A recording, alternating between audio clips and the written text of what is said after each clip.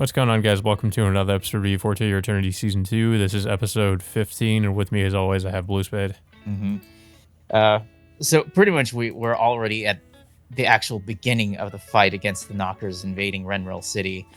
But much of this episode was mainly focused on Fushi just trying to fend them off the entirety of the episode. But at the same time, the more he uses up his abilities, he starts to like feeling a lot more fatigued than usual. We did mention like in the last week that his creator is looking to make him his replacement, but I don't think Fushi is still at the stage where he's powerful enough to really get at the level of where his creator is at this point. No, I mean, especially since he was struggling and just trying to hold off the Knockers. hmm we do get to see like a continuation of what happened after last week's cliffhanger with March being resurrected. But we only get to see her in a few scenes, and she doesn't really talk at all in this episode. She mainly just gets picked up by by this guy who decides to bring her to his house to be treated by him and his wife for dinner.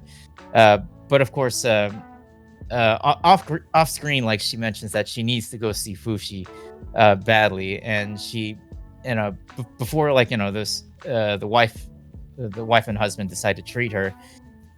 She decides to just run off and go look for Fushi while while this entire battle against the Knocker is happening at the same time. Yeah, that's pretty much all of what happens with March. So I guess she's going off to find Fushi. Meanwhile, Fushi and the others are trying to defend against the Knockers. The Knockers have created these like trebuchets they're using to breach the walls, and they're trying to defend against that. And yeah, Fushi's just trying to keep everybody alive, essentially. Yeah, I mean, initially it goes well at first, but then things go bad once they find out the Knockers have poisoned the water supply, which causes at least a couple dozen people to die from water poisoning.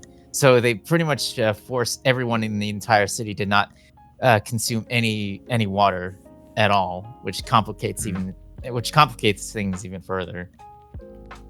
Yeah, and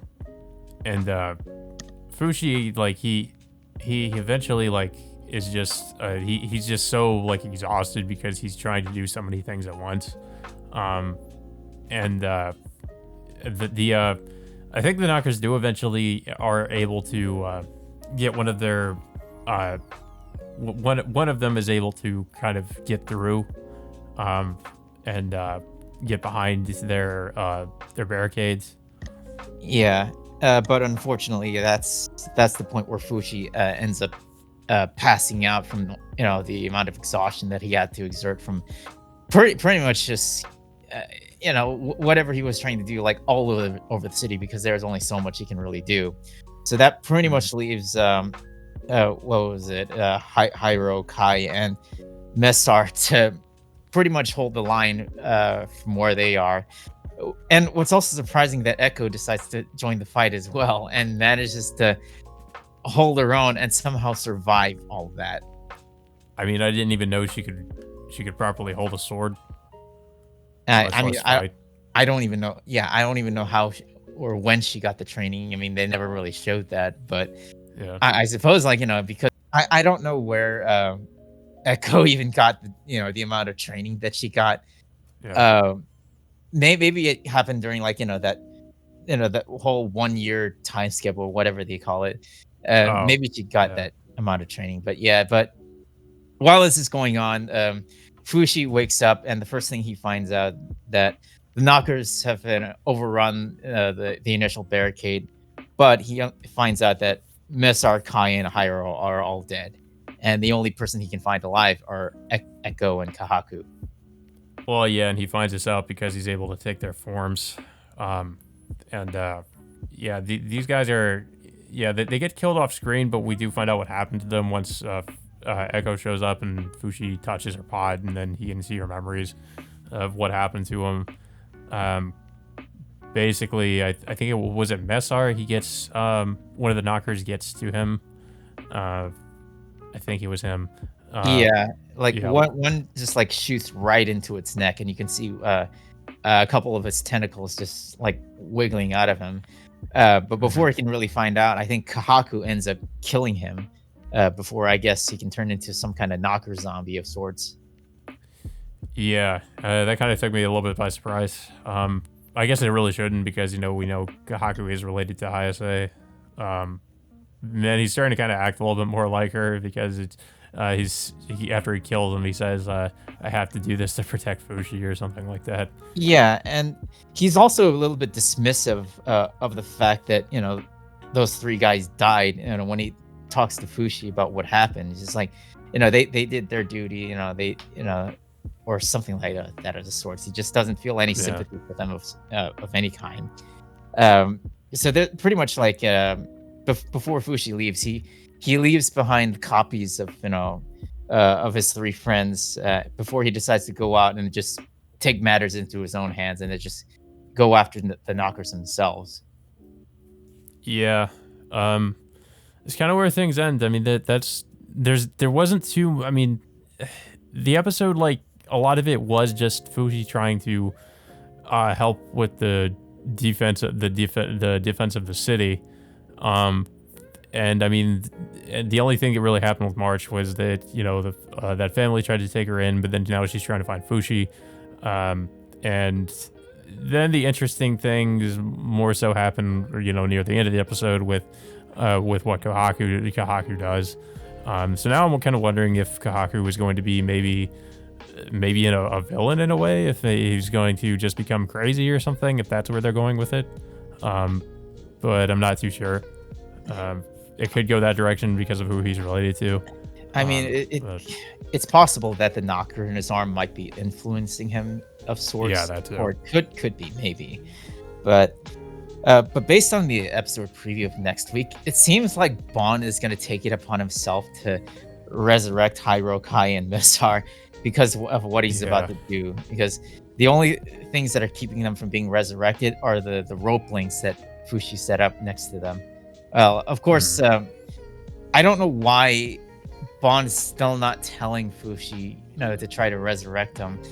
Um, I mean, it's possible that he might, but it's just he can't really hold it back at this point, or if he wants Yeah. to. I mean, Well, eh, I mean, according to the narrator, that Fushi is going to learn about a power. Like, I guess because it seems like he's referring to the power for Fushi to resurrect people. That he's going to, I guess, somehow find out about that in the next episode. And I feel like it's probably because he's going to find, that March is still alive.